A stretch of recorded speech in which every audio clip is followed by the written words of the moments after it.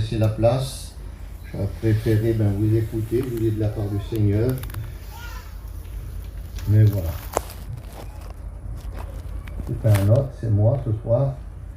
Je ne voudrais pas vous donner une parole de plus. Je vous dis de la part du Seigneur. Ce que je voudrais, ce soir, c'est qu'on puisse être béni de la part de Dieu. N'écoutez pas un serviteur, parce que parfois on parle bien et parfois on parle mal.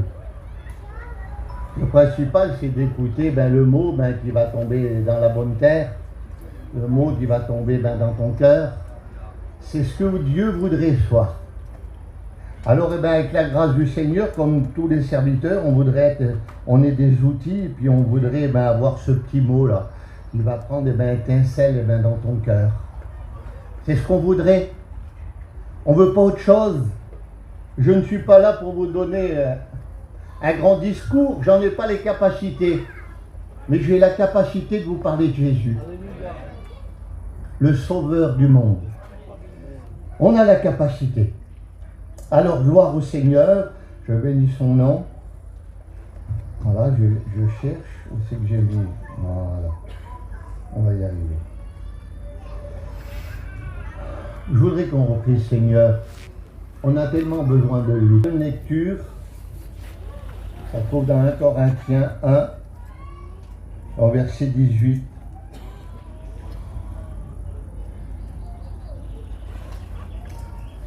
Voilà, gloire au Seigneur, on connaît ce passage.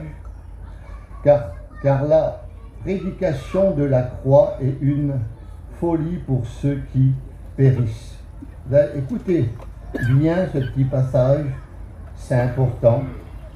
Car la prédication de la croix est une folie pour ceux qui périssent. Mais pour ceux qui sont sauvés, elle est une puissance de Dieu. Gloire au Seigneur. C'est important de voir ces deux petits points qui séparent la vie et on va dire la mort, la lumière et les ténèbres. C'est important de pouvoir concevoir parce que c'est important parce que c'est la parole du Seigneur qui nous est annoncée, qui nous est proclamée et qui nous dit cela.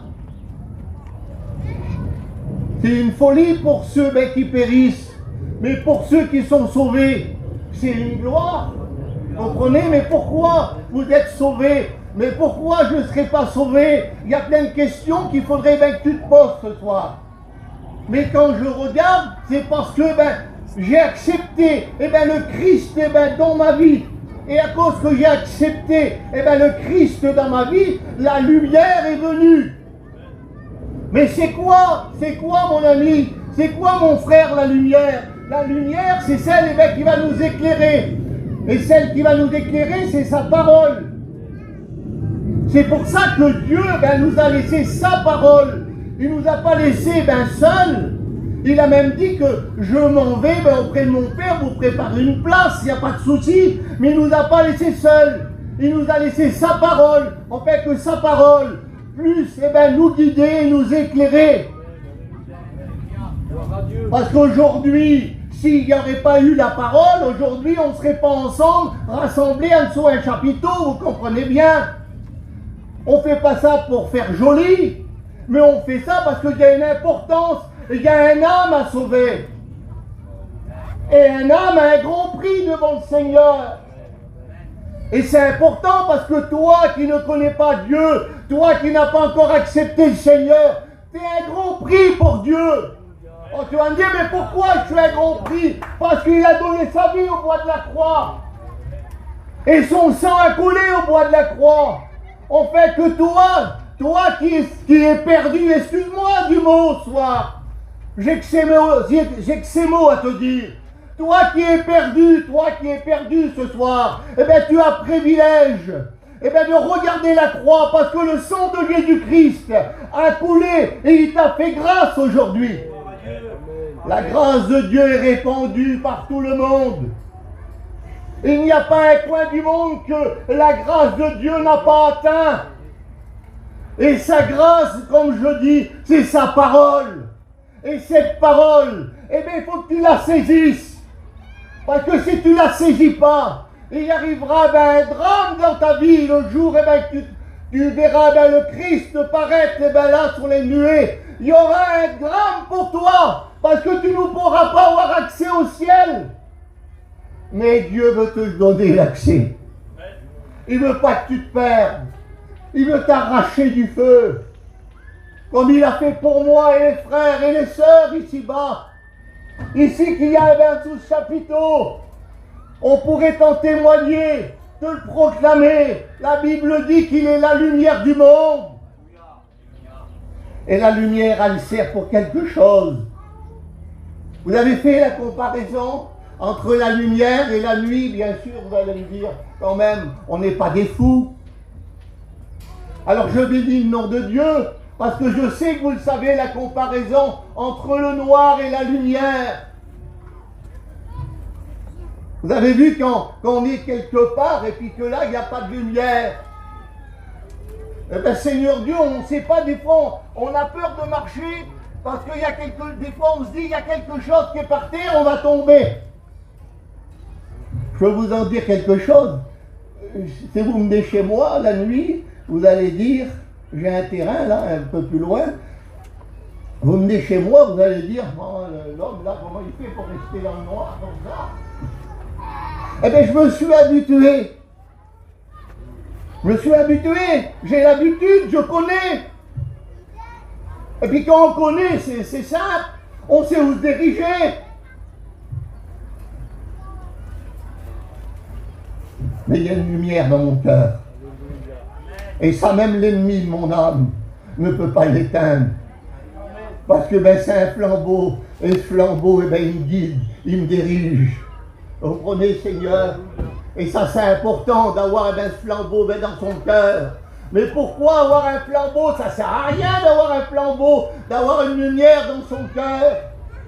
Eh bien, si, ça sert à quelque chose. Toi qui es ici, ça sert à quelque chose. Ça sert à éclairer tes pensées. Ça sert à comprendre qu'est-ce qu'il y a entre le noir et puis le blanc. La différence du bien et du mal. Il y a quelque chose à comprendre. Mais il n'y a que toi et Dieu qui peut le comprendre. Il n'y a qu'en se tournant vers le Seigneur qu'on peut comprendre. Parce que quand on est dans les ténèbres, on ne peut pas comprendre. Mais quand la lumière vient, alors là, tout nous est dévoilé. Le Seigneur nous dévoile tout. Et il nous montre quelque chose que le monde ne pourra jamais nous montrer. C'est que il nous donne la paix. Il nous donne la vie. Si nous sommes malheureux, il est là pour nous consoler. C'est important, Seigneur, d'appartenir au Seigneur. On peut dire qu'on n'en a pas besoin, mais moi je te dis que tu en as besoin ce soir. Arrête, tu en as besoin ce soir. Arrête d'écouter l'ennemi de ton âme. Arrête de te laisser tromper. Parce que tu es trompé chaque jour. Mais si tu pourrais te tourner vers le Seigneur, vers cette lumière, tu verrais que ça serait différent. C'est différent la lumière. Vous savez, on en apprend tous les jours. Même en étant serviteur, on en apprend tous les jours. On voit les bienfaits de Dieu tous les jours. On voit la grâce de Dieu tous les jours. C'est pas vrai, les chrétiens? Vous le croyez? Vous savez où c'est que je vois la grâce de Dieu? C'est quand je me lève et que je suis en paix. Et que Dieu a rajouté Ben Koudé à ma vie. Je ne suis pas en train de me lamenter chez moi, avoir des soucis, des tracas, être seul dans mon problème, dans ma difficulté. On est seul, on ne sait pas où frapper. Mais on te le dit, Seigneur, ce soir, frappe à la porte de Jésus. Parce que le Seigneur, la porte, elle n'est pas fermée, elle est ouverte. La porte du ciel, elle est ouverte. Elle est pour toi. Tant qu'il n'est pas revenu, elle est pour toi. Mais le jour qu'il reviendra, elle sera fermée. Parce que tu auras fait un mauvais choix. Le Seigneur nous appelle à faire ce choix, à avancer avec lui. C'est pour ça qu'il dit, je suis la lumière du monde, celui qui me suit ne marchera pas dans les ténèbres, mais il aura la lumière de la vie. C'est important. Comprenez, ça c'est la parole du Seigneur. Alors, je vais vous dire quelque chose, juste en bas. Attendez. Dans Jean 8, au verset 13, vous allez voir, c'est important. Vous savez, les raisonnements sont différents. Je ne suis pas dans la bonne page. C'est différent les raisonnements. Chacun a ses raisonnements. Chacun a ses pensées. Écoutez ce qui va être dit. Au verset 13. Là-dessus, les pharisiens lui dirent, tu rends témoignage de toi-même, Seigneur. Ton témoignage n'est pas vrai. Il parle à Jésus, il dit que tu rends témoignage de toi-même, mais ton témoignage n'est pas vrai. Et je voudrais prouver le contraire. Parce que là, je vous parle, ça fait 2000 ans à l'arrière. Il y a 2000 ans. Alors vous allez me dire, mais c'est loin. Il y en a eu des générations. Et ces pharisiens, ils sont comme ça. Ils lui disent à Jésus, ton témoignage, tu rends témoignage de toi, mais ton témoignage n'est pas vrai. Alors je voudrais te faire comprendre, réaliste ce soir. C'est tout simple. C'est tout simple. Il ne faut pas chercher, il ne faut pas se compliquer. Comment ça se fait que ces gens vont dire ton témoignage n'est pas vrai? C'est bizarre. Tu rends témoignage de toi, mais c'est pas vrai. Alors je voudrais poser la question, non? Tu as entendu le texte, tu le connais par cœur, il n'y a pas de problème. Ils disent que le témoignage de Jésus, il n'est pas vrai. Mais est-ce que toi, tu pourrais nous en témoigner? Comme par hasard, il peut en témoigner. Puis si je me tourne vers le frère qui est à côté, est-ce que tu peux en témoigner, mon frère? Mais pourtant, ça fait 2000 ans, frère. Encore aujourd'hui, tu peux parler de Jésus. Tu peux rendre témoignage de Jésus aujourd'hui. Amen. Seigneur. Et puis, je demandais à l'Assemblée, aux chrétiens, mes frères et sœurs, levez votre main. Il vous a parlé, Seigneur, vous pouvez témoigner du Seigneur. Amen. Levez votre main. Seigneur, je sais pas moi, les pierres, ils tremblent là. Amen. Comprenez? C'est la puissance, c'est la parole de Dieu. C'est la semence du Seigneur, qu'il a semé. Et puis cette semence, encore aujourd'hui, elle est d'actualité. Parce que, justement, on rend témoignage de Jésus. Jésus n'est plus là pour le dire, mais nous sommes là. Nous pouvons, vous annoncer la parole du Seigneur et vous dire qu'il est vivant. Oui, le Seigneur est comme ça, il est vivant. Il n'est pas mort, et puis on veut vous en témoigner. Alors pourquoi ils disent ça, ces gens? Et puis si on regarde un petit peu plus loin, si on regarde, Seigneur Dieu, je marque des fois, et puis après j'ai la flemme de lire. Parce que j'aime pas me couper. Si on lit dans Jean 3, 19, vous allez voir, je ne vais pas vous tenir longtemps, ça ne sert à rien. Jean 3, 19. Vous savez de quoi il parle? Il parle des œuvres. À cause de leurs œuvres, ils n'acceptent pas la lumière. C'est pas que vous êtes ignorant de la lumière, c'est que vous ne voulez pas l'accepter. Mais si on ne l'accepte pas, il n'y a pas de vie. Alors comment vous allez faire?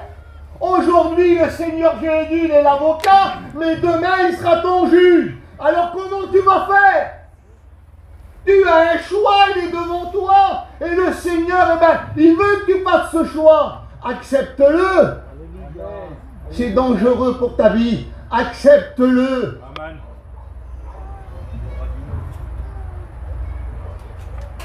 On veut de Dieu, certains veulent du Seigneur. On envoie de toutes sortes, vous comprenez bien. On prêche l'évangile et les serviteurs, les chrétiens envoient aussi. On nous dit plein de choses. On nous dit, il n'y a pas de problème. Mais moi, je ne vais pas vous dire plein de choses.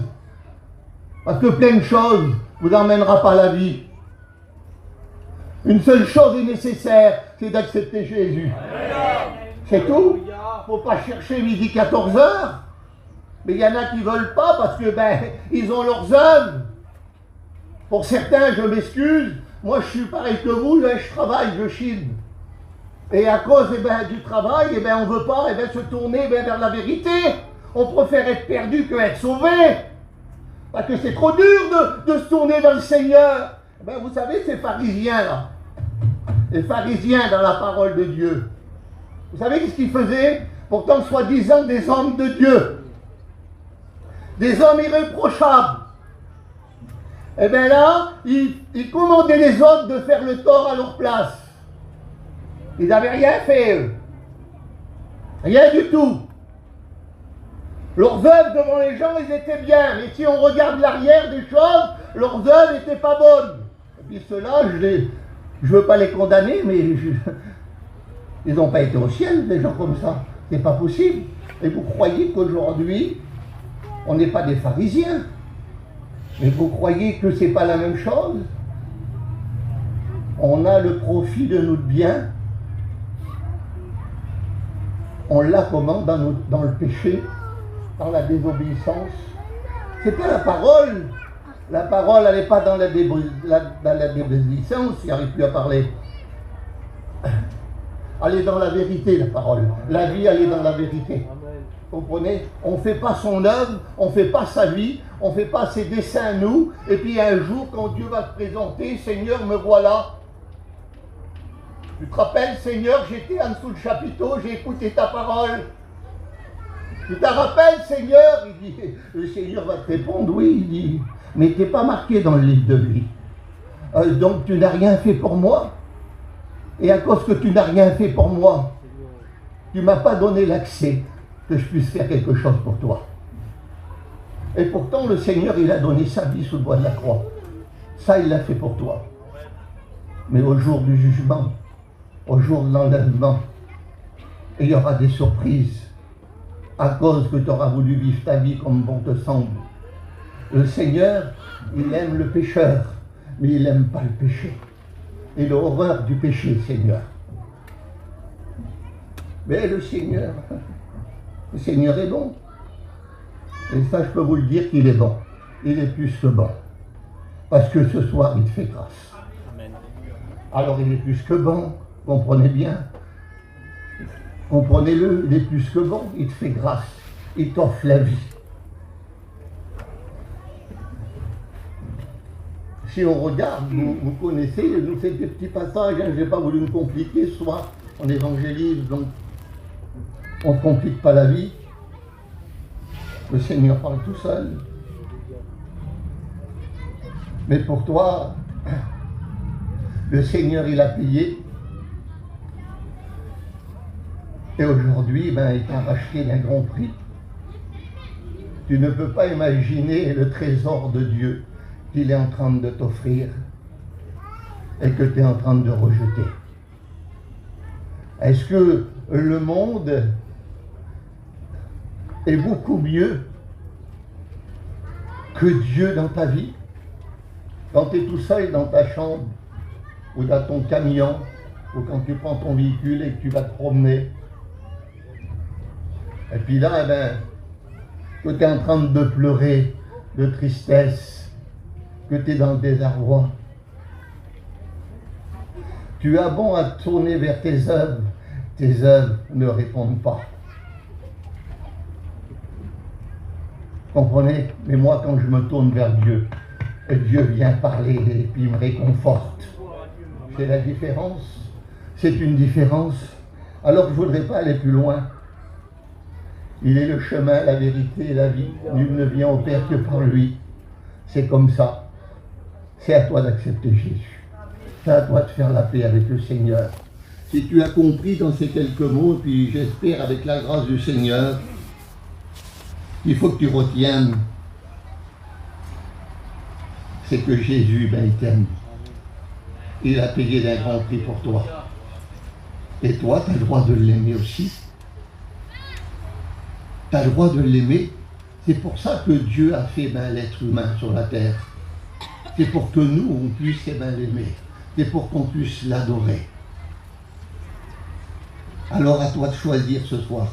Tu l'adores ou tu ne l'adores pas. C'est à toi de choisir. On ne peut pas t'obliger. Mais pour le salut, il faut que tu l'acceptes. Il faut que tu marches avec lui.